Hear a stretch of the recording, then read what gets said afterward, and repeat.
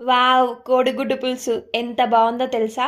అసలు ఇంత మంచి రంగు, చిక్కదనం ఎలా వచ్చిందంటారు? ఫస్ట్ ఉడికించిన గుడ్లకి చిన్నగా ఘాట్లు పెట్టుకుని నూనెలో లైట్‌గా వేయించాలి. అదే మన మొదటి సీక్రెట్. ఇప్పుడు ఈ గుడ్లన్నీ ఒక ప్లేట్‌లోకి తీసేసుకొని అదే కడాయిలో ఆవాలు, జీలకర్ర వేసి కొద్దిగా మెంతులు కూడా వేసుకొని చిటపటమన్నాక సన్నగా కట్ చేసుకున్న ఉల్లిపాయలతో పాటు పచ్చిమిర్చి కూడా వేసుకొని ఉల్లిపాయ ముక్కలు బంగారు రంగులోకి వచ్చాక అల్లం వెల్లుల్లి పేస్ట్, పసుపు, కరివేపాకు వేసుకొని ఒకసారి కలుపుకొని ఇవి మగ్గినాక చింతపండు రసం వేసుకొని ఇది మసులుతున్నప్పుడు అందులోకి ఉప్పు, కారం వేసి కలుపుకొని పులుసు కాస్త చిక్కబడ్డాక ఉడికించి ఘాట్లు పెట్టుకున్న కోడిగుడ్లని ఒక్కొక్కటిగా వేసి ఒక 5-10 నిమిషాలు మరిగించుకుంటే పులుసు టేస్ట్ కోడిగుడ్లకి మంచిగా పడుతుంది. ఇప్పుడు కొద్దిగా కొత్తిమీర వేసుకుంటే చిక్కటి కోడిగుడ్డు పులుసు చిటికెలో రెడీ అయిపోయింది. వేడి వేడి అన్నంలోకి వేసుకుని తింటే ఆహా అనేస్తారు. మీకు ఈ రెసిపీ నచ్చితే సబ్స్క్రైబ్ చేయండి. Thank you.